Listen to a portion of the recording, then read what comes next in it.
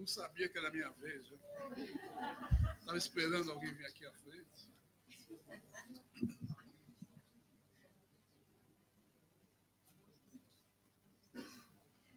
Bom,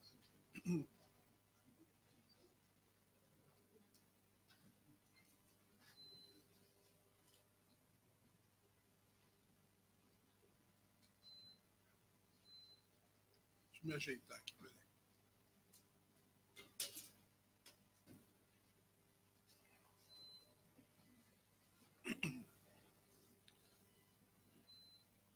Obrigado, Pai amado, por esse dia, esse novo dia que o Senhor fez. Obrigado pela possibilidade que temos de estarmos juntos para orar, para te louvar e para ouvir a Tua palavra. Por isso, ó Pai, agora que vamos ouvir a Tua palavra, prepara os nossos corações para que possamos acolhê-la e, na força do Espírito Santo, vê-la cumprida na nossa vida. Nós oramos em nome de Cristo Jesus. Amém. Eu pensei que estava melhor, mas ainda estou meio ruim. Bom, essa meditação que eu vou fazer hoje de manhã é uma meditação recente para mim. São as últimas semanas que eu tenho trabalhado nesse texto um pouco mais. E quando eu digo trabalhado nesse texto, não era para fazer um sermão, era para mim. E aí, então, no meu escritório, sozinho, eu abro a palavra, eu vou fazendo a Lectio Divina, e de repente vários planos que não estão tão óbvios no texto vão sendo iluminados pelo Espírito Santo. Eu vou vendo coisas, vou percebendo coisas que não eram óbvias. E nesse processo acontece muita coisa, porque vem muita coisa. E não somente no momento que eu estou ali lendo a Bíblia, mas também às vezes eu acordo no meio da noite e vem um insight. Eu tomo nota. E depois, claro, para trazer uma palavra para você, eu tenho que juntar tudo isso e colocar mais ou menos em ordem. E eu confesso que eu não sei se está pronto isso ainda. Dentro de mim está ótimo, mas para trazer para alguém... Mas eu queria falar um pouco hoje sobre Jacó. Jacó é um personagem da Bíblia extraordinário. Ele tem uma biografia inteira de Jacó, do seu nascimento à sua morte. E ele... Obrigado.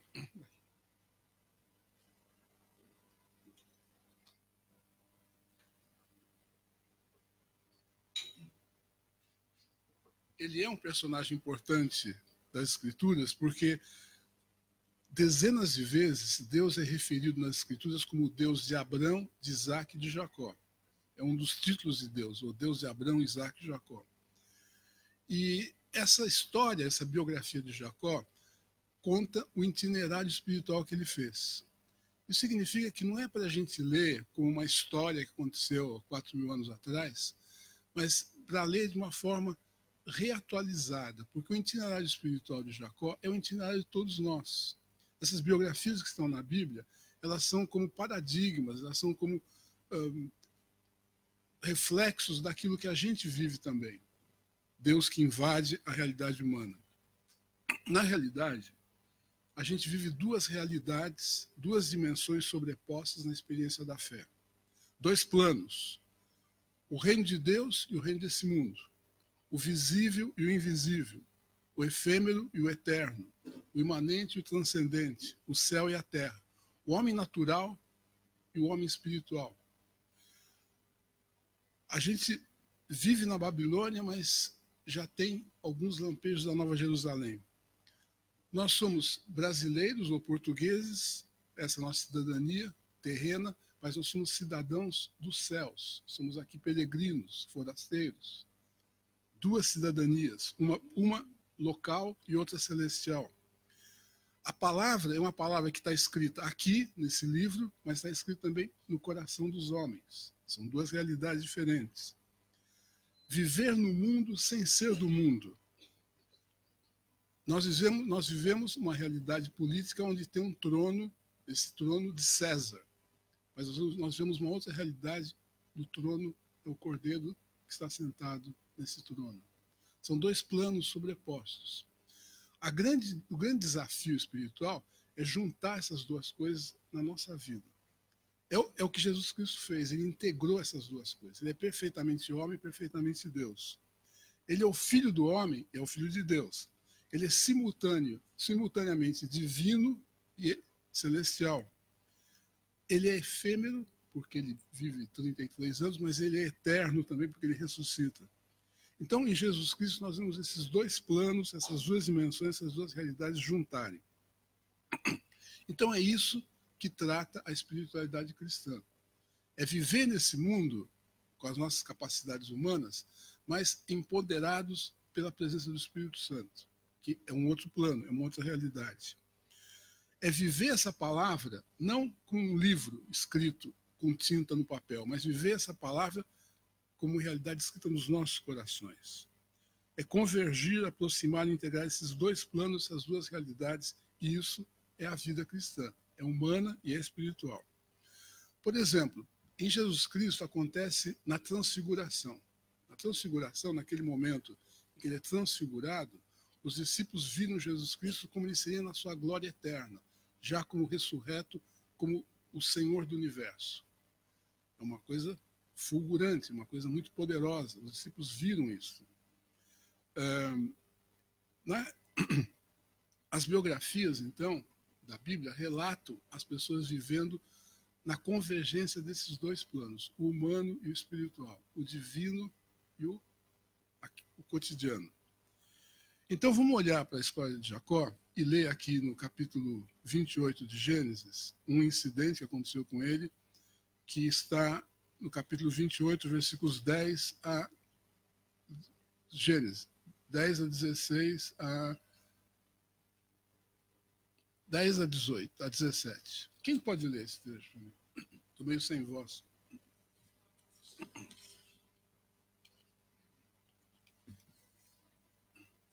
Gênesis 28, 10 a 16. Quem pode ler para a gente? Ah, não, 17.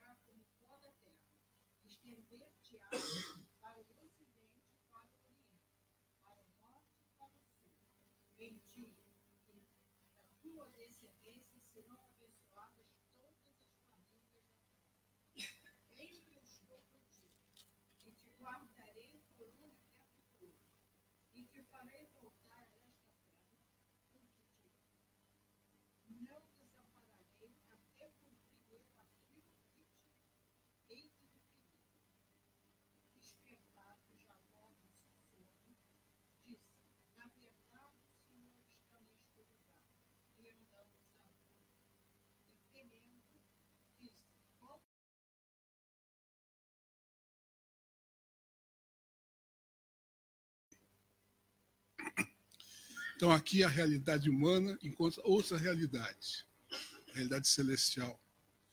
Jacó, ele luta com o irmão desde o ventre materno. Ele quer ser o primeiro. Ele engana o irmão, primeiro, com um prato de lentilhas, depois ele engana o irmão mentindo para o pai, que é do irmão, o pai está cego, ele recebe a bênção de forma fraudulenta. O irmão o jura de morte, e a mãe, então, diz para ele sair e ir para a casa de uns parentes que eles têm num outro lugar e se esconder lá durante um tempo.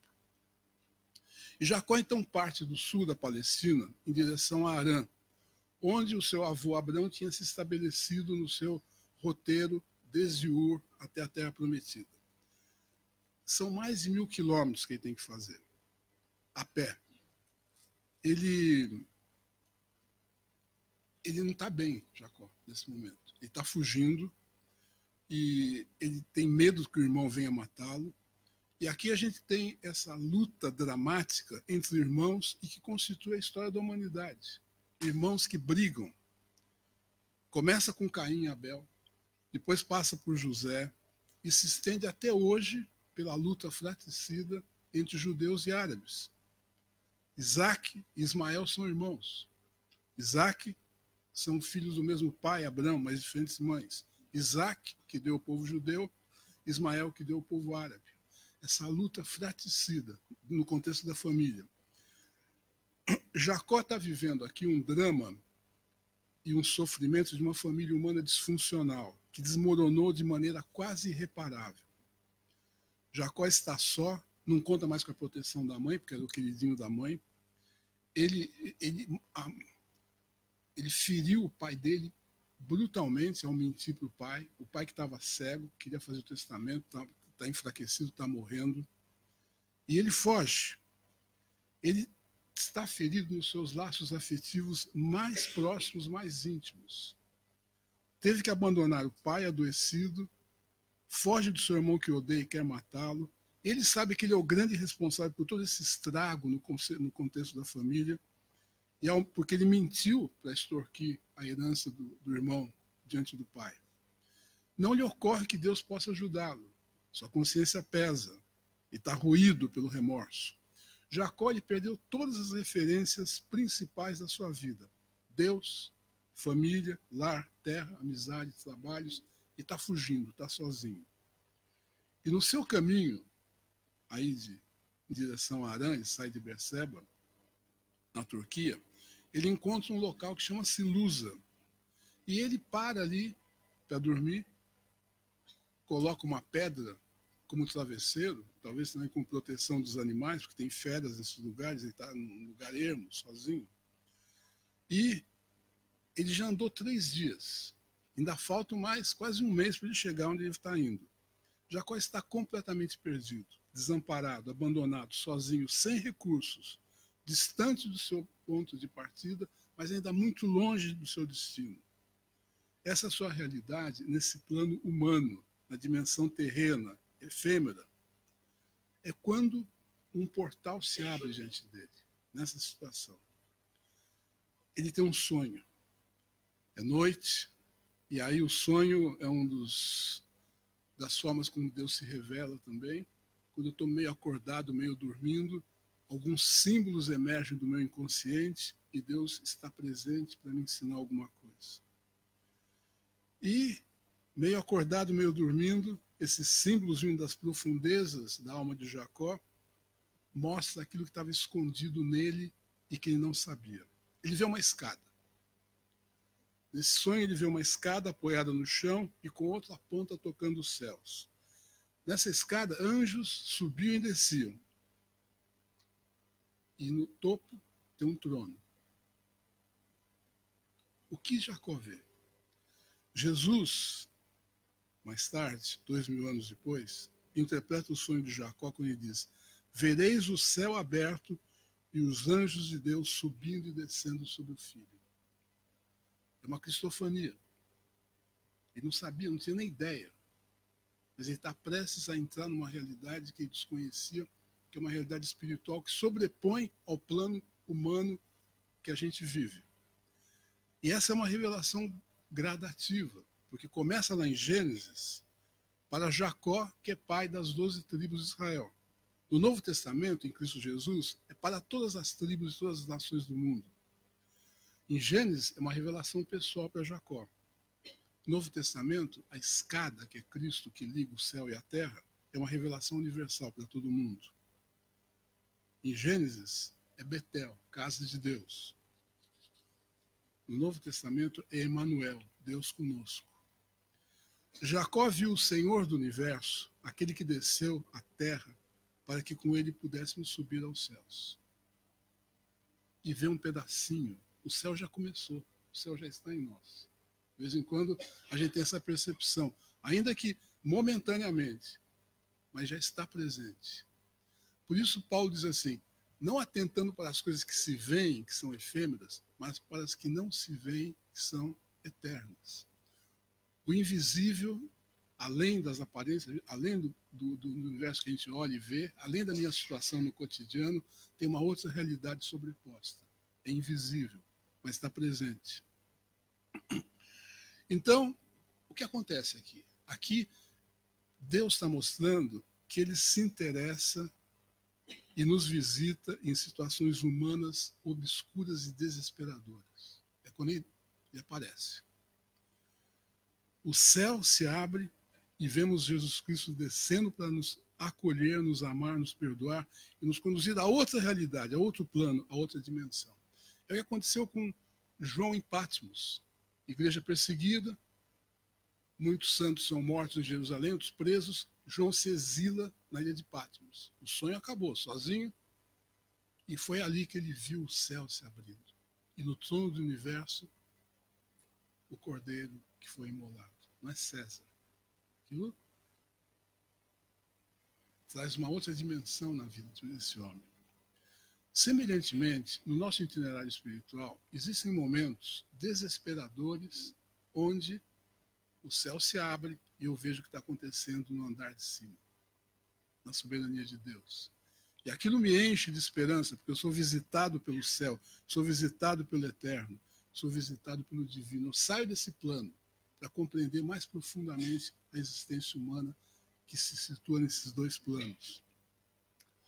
Então, Jesus Cristo, ele é a escada que nos transporta para o colo de Deus, para o Senhor do universo. Nos momentos mais difíceis e dolorosos da nossa vida, quando a gente perde todas as referências, o céu se abre e a gente vê essa escada. E para esse homem, semelhantemente, como aconteceu já comigo algumas vezes, é noite escura, errante, fugitivo, desamparado, abatido, ferido, solitário, sem referências, perdido, sem recursos. E o céu se abre. E eu vejo Cristo, a escada que nos transporta. Como diz a palavra, ele nos liberta do império das trevas e nos transporta para o reino do Filho no seu amor, no qual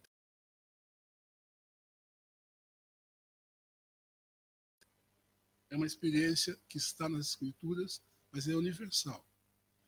É para nós, aqui e agora, experimentarmos essa realidade de dois reinos sobrepostos e perceber o que está acontecendo no outro reino.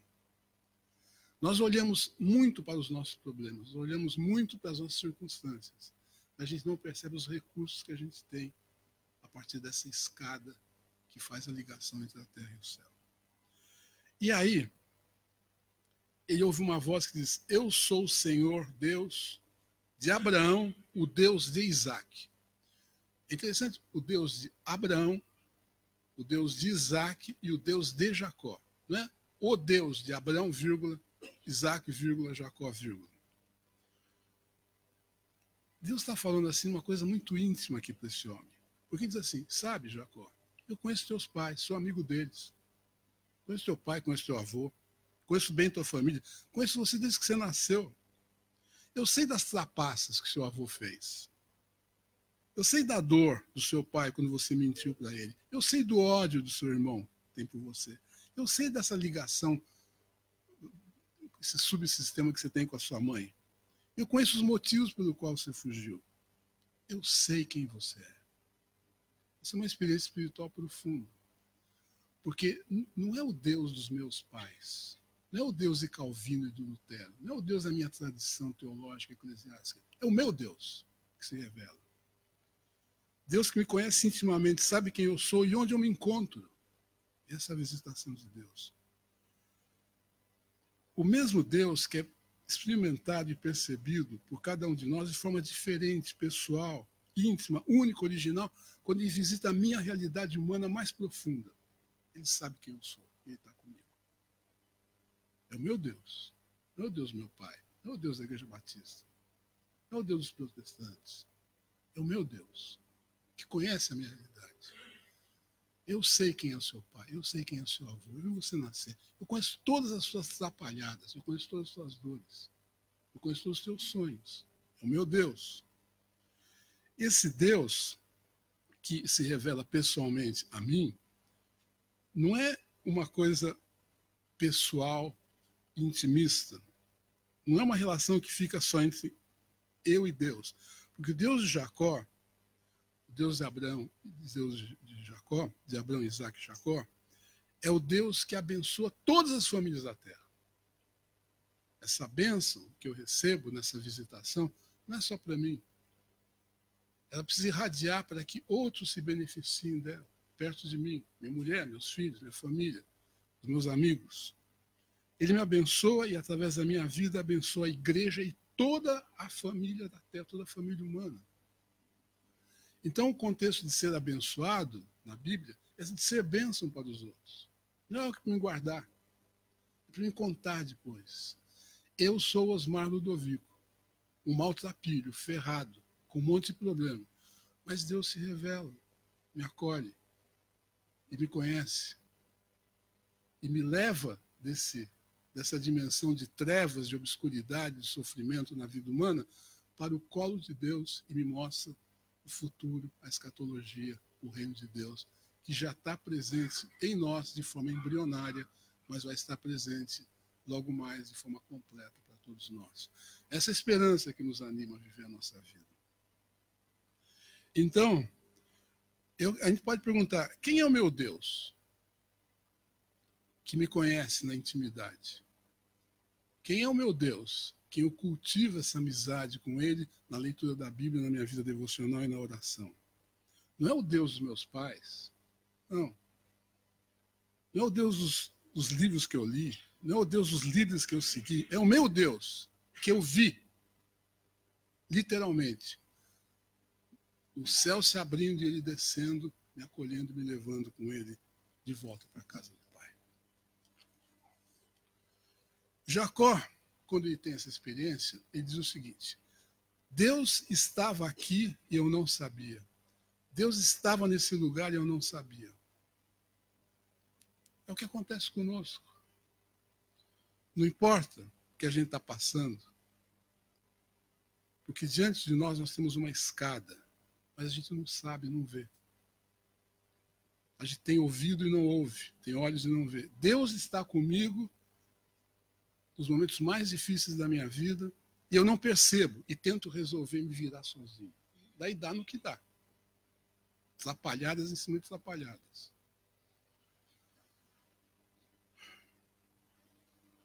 Deus estava aqui, eu não sabia. Aqui tem uma confissão dura de cegueira e ignorância espiritual. Que é uma confissão que todos nós temos que fazer.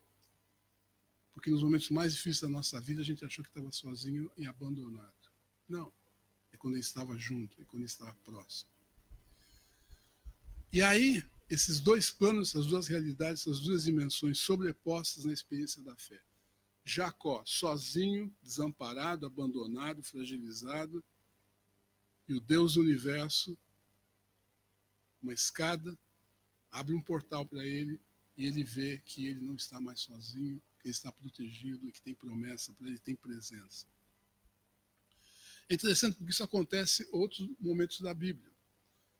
Deus estava aqui, eu não sabia. Maria Madalena no jardim do túmulo. Fica lá. Daí ela vê um vulto atrás dela, porque está meio nevoeiro. Acho que é o jardineiro, né? Onde que levaram? Onde que levaram? Quando ela ouve o nome dela, ela vê que era Deus. Deus estava ali, ela não sabia. Ou no caminho de Emaús. Estão andando, estão discutindo, estão abalados por tudo que aconteceu, o sonho acabou, ele foi preso, morreu, estão voltando para casa. E essa presença discreta caminhando entre eles, que eles não perceberam. Nem mesmo quando ele falou das Escrituras. Vão perceber depois, a partir de um gesto íntimo, quando ele parte o pão. Daí se abriram os olhos, viram que era o Senhor. Ele desaparece. Por que ele desaparece? Eu creio que a gente não pode aguentar tanta realidade. Por isso, essas visitações de Deus, presentes na nossa vida espiritual, é algo que a gente não pode controlar, não pode guardar e tampouco pode sensacionalizar. E vai. Ele é livre. Com Maria Madalena também. ela se aproxima, cai nos seus pés, segura e fala assim, não me detenhas, Maria. E vai embora. Então, perdidos e absortos nas nossas dores, nós não vemos a escada e tão poucos ouvimos essa voz que diz, eis que estou contigo, te guardarei, por onde quer que fores, te farei voltar a essa terra, porque não te desampararei. Em Isaías, capítulo 15, do capítulo 57, diz assim, aqui são os dois planos novamente, 57, 15. Porque assim diz o alto, sublime, que habita a eternidade, o qual tem o nome de santo. O alto, sublime, que habita a eternidade. Santo. Habito no alto e santo lugar. Esse é o plano de Deus, onde ele está. Mas habito também com o contrito e abatido de espírito, para vivificar o espírito dos abatidos e vivificar o coração dos contritos. Essa palavra se cumpre para Jacó aqui nesse dia. O Deus que está completamente inacessível para nós, porque ele habita num outro plano, no céu, no eterno, no sublime, no sagrado, ele vem e habita no coração de quem? Do contrito e do aflito. Deus veio para a gente ferrada, para a gente maltrapilha. Gente que está toda certinha, não tem problema nenhum, não vai conhecer a Deus. É quando eu mergulho nessa miserável condição humana e que eu percebo que o querer fazer o bem está em mim, mas ao querer fazer o bem, eu encontro uma outra força que me leva a fazer não o bem que eu prefiro, mas o mal que detesto, miserável homem que sou. Condição humana, longe de Deus, esse mundo longe de Deus. E daí então eu lanço esse grito e Deus me visita e eu vejo uma escada. Deus que diz, estou contigo, ele é presença. Te guardarei, é proteção. Por onde quer que fores, te farei voltar a essa terra. Ele está perdido. E aqui terra, queridos, não é só um lugar físico. Não é só um lugar geográfico. Terra é o chão da vida. Terra é onde a gente vive. É o nosso cotidiano, a nossa casa. É a cidade de Lisboa, a cidade de Cascais, a cidade de Sintra. E aí, voltar à terra significa viver a plenitude da nossa humanidade no chão da vida. A terra, que tem árvores, tem suas raízes, produz seus frutos. A terra é a materialidade da nossa vida humana, nosso corpo. A terra é a família, amizades, trabalhos, estudos, dinheiro, a nossa casa. Voltar à terra significa assumir meu protagonismo humano ali onde eu estou, sem brigar com isso. Eu vejo muita gente brigando com a terra, falando mal, não conseguindo colocar raízes. Muita gente que tem dificuldade de ver plenamente inserido no contexto que o cerca e viver a minha plenitude ali. Não onde eu vou. Eu tenho fantasias de ir para outros lugares, de outros amigos, de outros pais, de outro trabalho. Eu vivo num mundo de negação dessa realidade. Queria ter outra esposa, queria ter outro marido, queria ter mais dinheiro. E aí eu fico permanentemente insatisfeito. É viver a nossa vida no chão da vida. E aí muitos não aceitam isso.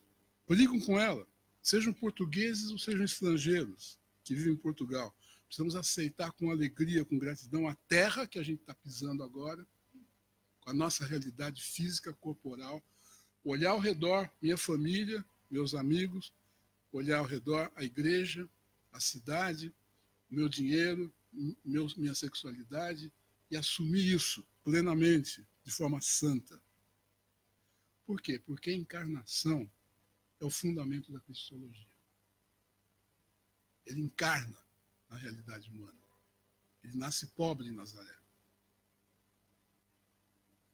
Ele obedece os ritos judaicos, apresentado ao templo, uma pombinha, que era para os pobres. Ele foge como refugiado no Egito. Ele cresce na carpintaria com seu pai. Ele assume plenamente a sua humanidade. Ele é um judeu. Ele vai à sinagoga, ele vai ao templo. Como a gente fica brigando, né? Deus não deu essa terra. Essa terra é o chão que eu piso, é o meu cotidiano, é a minha realidade. para que eu viva com Ele em plenitude e pare de brigar com isso. Então, o que a gente está fazendo aqui? Fruto da Lexio Divina, a gente tem esses insights. Mas fruto da visio divina, eu posso fechar os olhos e imaginar essa cena agora. Nós estamos aqui, né, sentadinhos aqui. Fecha os olhos. Tem uma escada. O céu está aberto. Essa é a invasão de Deus na realidade humana desamparada e perdida. Bom, o que acontece com Jacó? Depois de ouvir a voz de Deus. Primeira coisa, ele diz assim.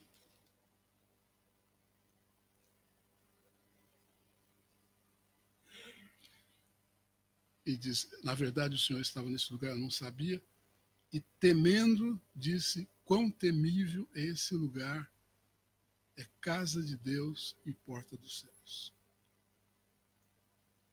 Primeiro ele é invadido por aquilo que a Bíblia chama do temor. O temor é a experiência face à transcendência, face a esse momento onde o céu invade a terra, tudo que nos resta é temor. Temor não é medo que afasta, mas é uma profunda reverência. É curvar-se reverentemente diante daquele que eu estou completamente à mercê, que está no controle de tudo e me ama. Uma comoção interna também. Há um maravilhamento, um deslumbramento. Nós estamos face ao mistério de Deus, ao inominável, ao inefável. Dá um arrepio. Eu não tenho o mínimo controle. Eu estou completamente à mercê. O coração bate mais forte. Lágrimas surgem nos nossos olhos. Eu sou tomado por uma força irresistível que me tira desse lugar comum da minha humanidade. E por alguns momentos eu tenho um lampejo do céu. Eu volto para cá. Como Jesus. Transfiguração, lampejo dos céus. Os discípulos dormindo, não aguentam. E ele fala, vamos descer o morro, porque tem um endemoniado lá que a gente tem que lidar. É isso. Porque a gente sai dessas experiências para voltar à vida. Mas quando a gente volta à vida, a gente vai voltar não mais sem esperança, solitário, sem futuro, mas tocado por Deus, vou poder seguir o meu caminho, a minha realidade, as minhas neuras, as minhas dificuldades, mas encorajado por uma presença, por uma promessa, por uma proteção que torna possível uma nova alternativa para o meu futuro. Não tem mais essa desculpa, porque aqui meu chefe, é a minha dificuldade, é a dureza do coração do povo, é aquilo, é a minha família. Não tem mais desculpa. Transcendia tudo isso. Ele vai voltar para casa, ele vai lutar com Deus, vai se reconciliar com seu irmão. Ele não será mais Jacó, o enganador, que é o nome dele. Deus dá um novo nome, Israel. Aquele que luta com Deus se torna o patriarca do povo escolhido. Mas ele diz assim, esse lugar é a casa de Deus, a porta dos céus. Agora, você sabe, a casa de Deus não é lá em Betel, lá na Ásia Menor. A casa de Deus é o nosso coração. Quão temível esse lugar. O lugar onde Deus habita, no meu coração. Trata-se, portanto, de uma experiência descendente. Se eu quiser encontrar Deus, eu vou ter que descer nas profundezas do meu coração. Ultrapassar essa camada mais superficial do crente bonzinho e encontrar a minha identidade mais profunda como alguém perdido, longe de Deus. E ali, então, essa escada me comunica com o céu. Jacó sou eu e você. Com as nossas dificuldades de assumir a terra, com as nossas dificuldades familiares, com o nosso desamparo, com o nosso abatimento, com as nossas fugas, com os nossos pecados e manipulações e maquinações que a gente faz ao longo da vida. É ali que Deus nos visita. Então, eu queria pedir que você fechasse os olhos agora. Entrasse naquilo que mais dói, naquilo que mais é sofrido em você, que você nega, que você espiritualiza. Entra. Porque é ali que Deus está. Ele habita o coração do abatido e do aflito. E essa escada é a escada que liga o pecador com o céu.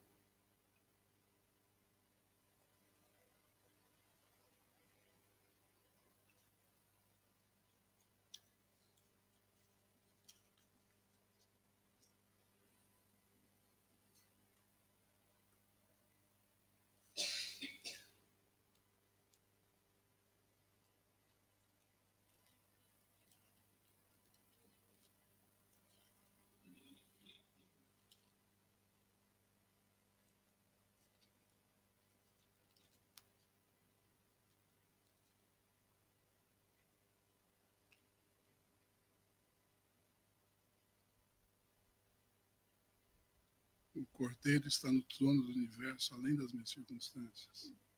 Ouça essa voz que diz: eu sou o Senhor Deus do teu avô, do teu pai. A terra que você está pisando é tua, para você viver a tua vida. Ouça Deus dizendo: eis que estou contigo e te guardarei por onde quer que fores. Não te desampararei até cumprir aquilo que eu tenho para você. Tem muito mais coisas. Não se acomode.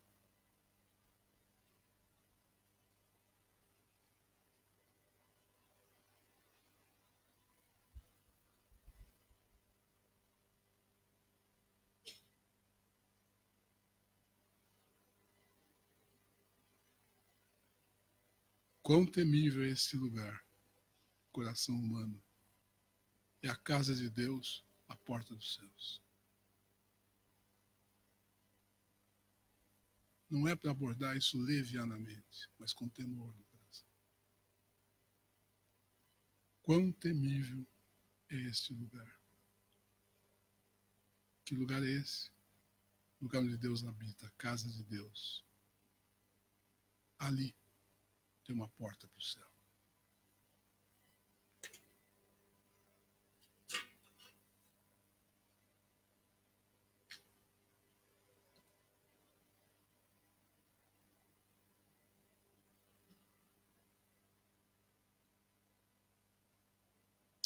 Amém? Que Deus nos abençoe profundamente.